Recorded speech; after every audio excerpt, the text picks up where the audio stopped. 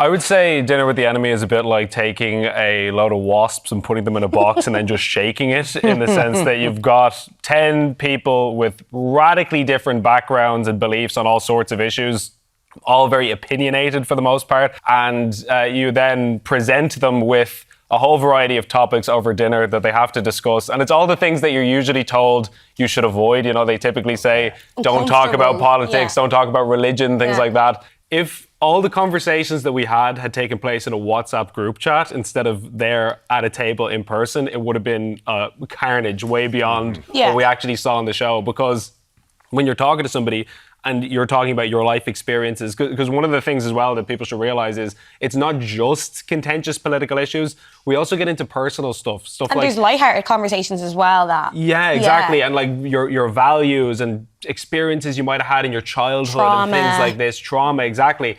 And when you start to get into that stuff, in addition to the politics, you start to understand why someone thinks the way that they do. Exactly. And then, whereas you don't give someone the chance. Sorry, I'm cross. No, go on. You don't really give people the chance with social media. It's just straight blocked. Okay. Whereas we learned how to break bread with someone. You'd be like, you could never imagine sitting in someone's company that has these total opposite views, but like we'd be able to go for a drink and be fine. And also, I think as well, what's so important about that is that you realize you agree with people that you would never think you would agree with. People who you go like, oh, that person, I couldn't agree with them on a single thing.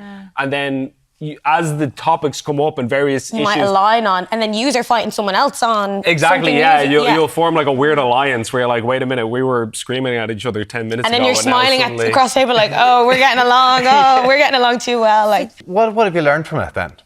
I've learned to allow people to like finish their point before putting in or fully disagreeing, because there may be a part of it that you agree with, or they may have not worded it the way they were meant to in the first half of their statement.